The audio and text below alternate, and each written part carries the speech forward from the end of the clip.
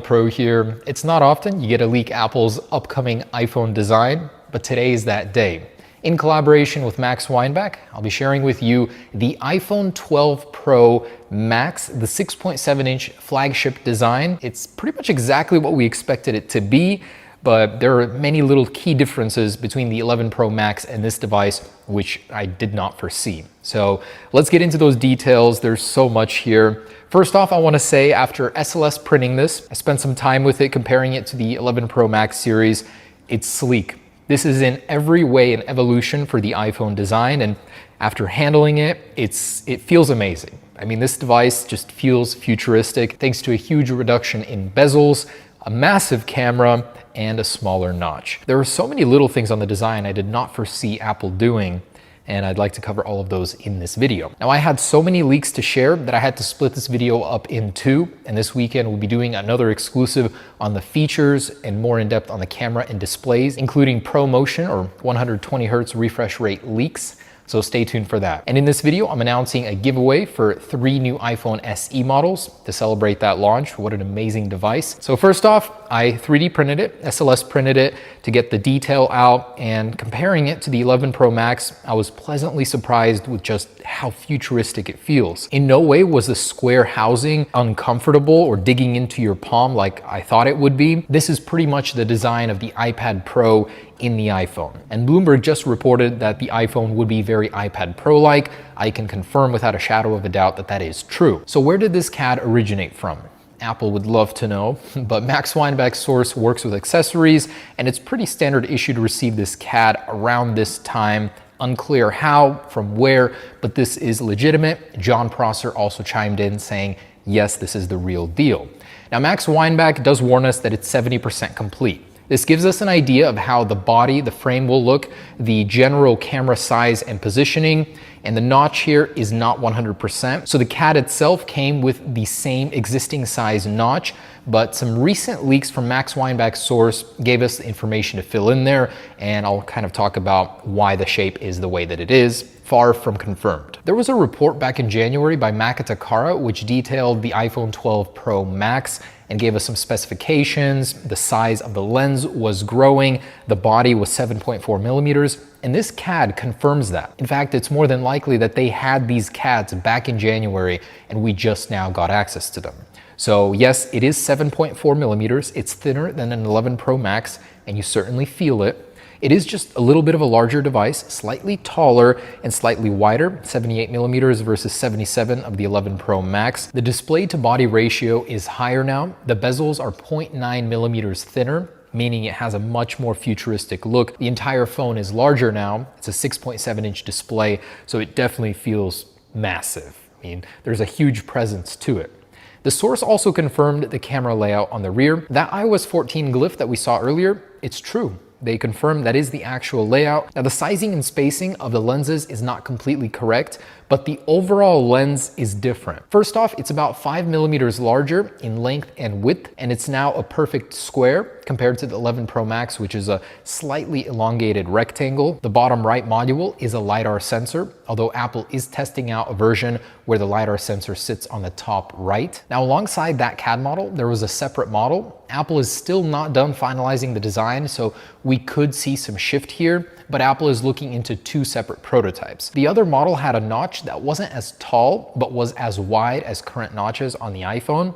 And this notch that you're looking at in our design, so the curvature of the notch has actually changed. In the prototype, the notch was the same width, but the curvature was different. Then this source obtained information that the notch would be shrinking. It would be just a little larger than the OnePlus 6 notch. So as a point of reference, that's how large it could be, slightly larger, and we've adjusted the CAD to feature that notch. So the notch not confirmed. We know roughly how large it could be, not the curvature. This curvature was on the original CAD notch, so we used it in this smaller version. Now, it's too early to say whether or not the entire lineup will have a flat-edged chassis, although in Bloomberg's report, they mentioned that at least 2 models will, the 12 Pro series. We don't know about the 12 non-Pro yet. Now, the glass is completely flat. Gone. Dear Australians of YouTube, we made a cool website. It's called Pilot. Why? To answer a big question. Why don't Aussie blokes go to the doctor? Is it the waiting rooms? Taking the time off work? Is it the embarrassing convos? The questions about you know what? Or is it the feeling of losing your mind? Or even losing your hair? Pilot makes getting help easy. Treat a range of men's problems at a time and place that suits you, with treatments delivered fast and free. Here's how Pilot works. First, select your problem: erectile dysfunction, premature ejaculation, hair loss, and more. Then answer a medical questionnaire and create a profile. We'll send it to independent Aussie doctors who can design a treatment plan, if Pilot's the right fit for you. And then you can get it shipped straight from the pharmacy. Pilot is simple, secure, and discreet. Start your online assessment now at pilot.com.au.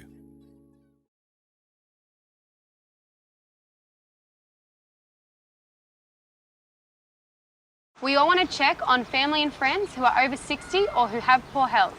But unless providing care, keep away and phone them instead. By doing this together, we will save lives. On is 2.5D glass where the edge is wraps into the rounded frame. This glass is almost completely flat with a very subtle curve on the edges when you get in real close. The glass itself sits slightly above the frame, 0.08 millimeters, very similar to that of the iPad Pro right now. But generally it seems like a safer design where if you drop it, not as much glass is exposed as on current models. Now in the frame, the antenna bands are now getting wider. They're now 1.83 millimeters compared to 1 millimeter on the 11 Pro series, of course, because of 5G. We knew that Apple is working extensively on new antenna technology, and the new models will have higher cellular and Wi-Fi speeds, so this is a natural result of that. Apple is widening the antenna bands. Another interesting detail about the camera is the run-up is changing. The way it juts out of the glass on the back is changing. So the lenses on the current 11 Pro protrude much more than they will on the iPhone 12 Pro series. Those will be almost the new iPad Pro-like, where the lens itself sits closer to the glass. They don't jut out as much, but the overall lens run-up will jut out more. Here's a very crude graphic to show you that. So as you can see, the 11 Pro Max run-up slightly less, not as tall, but the 12 Pro one is taller, but the lenses themselves do not protrude as much. This, coupled with a larger lens, means that camera has quite a presence on the back, and it's a very even looking design. I honestly like it, but we got one thing wrong in our concept, so disregard this. The LiDAR sensor will likely have an aesthetic ring like the other lenses. We don't portray that in our renders right now, and our next exclusive renders will show that. It'll likely be slightly raised for a more even look on the lens. And it's possible we made the lenses slightly too large in our concept. We don't know how much larger they're getting, but likely about 1 to 2 millimeters larger. We'll work on the spacing. Again, this CAD was only 70% complete. The rest we're filling in with the source's information. Now, I assume the smaller 6.1-inch Pro model will have the same large camera, but until we see that in the CADs, we cannot confirm it. Also, the mute switch, likely not going to be a vertical mute switch as Ben Geskin predicted earlier. So that one, as nice as it is on the new OnePlus series, will likely not be happening. Another interesting tidbit is the power button now sits lower. The phone overall is We all want to check on our family and friends who are over 60 or with pre-existing health conditions. But unless you're providing care or essential services, the best thing you can do is keep away and call to stay in touch. That's because anyone could have COVID-19, even you. By doing this together, we'll help slow the spread. And we will save lives. For further information, visit nsw.gov.au.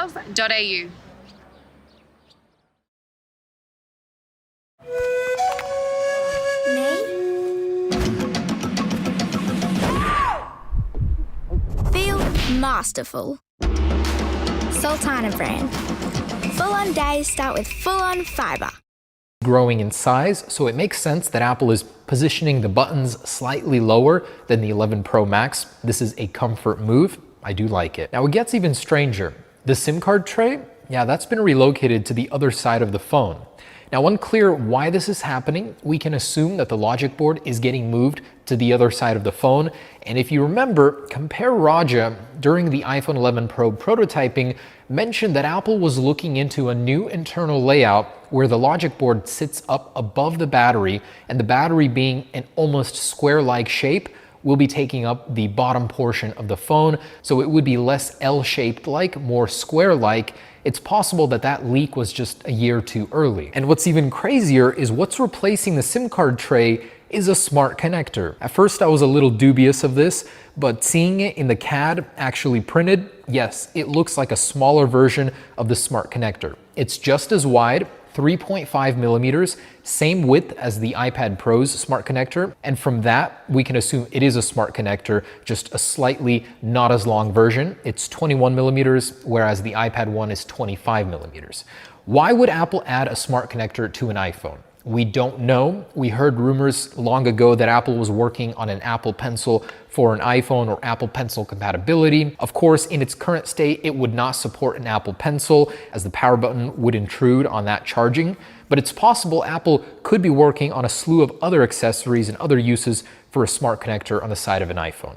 Interesting. And this CAD model has one less speaker hole on the right side speaker grill versus the 11 Pro Max, something Makatakara reported on, saying the speaker grill would be more uniform on the 2020 lineup. And speaking of speakers, Max Weinbach's source reports that this year's iPhone will be getting better speakers. They'll be 10 to 15% louder with better dynamic range. Something I'm very much looking forward to, as the speakers have not been getting louder lately. They've been getting deeper, better audio, but not louder. So this is good news. And of course, the Lightning port remains. Apple is not going to USB-C. Like we heard earlier, they're jumping straight to a portless future, and that's why AirPower must come back. And a question I have for the engineers out there, I personally think that this would make a difference, but a squared design seems more logical for Apple going forward. It seems easier if Apple really is all about miniaturization and getting the most out of every nook and cranny inside the iPhone. A square design just seems logical, where they can cram more into a thinner, smaller, but wider and taller frame. And my impressions after handling this CAD model, wow, the bezels being shrunk goes a long way in making this thing feel much more futuristic. That and the thinner frame, I love that it's thinner. You know, it didn't have to be, but the fact that it's a square design and it's thinner now, it tricks your brain into feeling like this came from 10 years in the future. A couple other things from Max Weinbach. The navy blue color you're seeing in a lot of our renders, it is happening. Apple is looking into it. They're actually testing out two separate versions of it. Both are fairly dark, but different shades of that navy blue. Apple is also considering replacing midnight green with a navy blue, which is most likely going to happen. Also, Apple is looking into new colors for the iPhone 12 successor non-Pro model, and the colors they're looking into are a light blue, a shade of violet, and a light orange. Out of those three colors, Apple is considering keeping two, and it's unclear whether those would be replacing existing colors. I'd assume so. So let me know what you think of that design. Personally, I love it. That filleted iPad Pro design on an iPhone needed to happen long ago, but it's the perfect design to herald the new age of 5G in an iPhone. Also, we should know more with the next set of CADs. Remember, these are old, from January of 2020, so there will be more changes in the more finalized CADs we'll be sharing in the future. And the last bit from Max Weinbach, that feature discovered in iOS 14. Apparently, Apple is trying to bring it to all car manufacturers, or at least more. Right now, they're working with BMW, which is why we saw the i8 in the iOS 14 leak, and they're even working with Tesla, but Tesla is being prickly about it.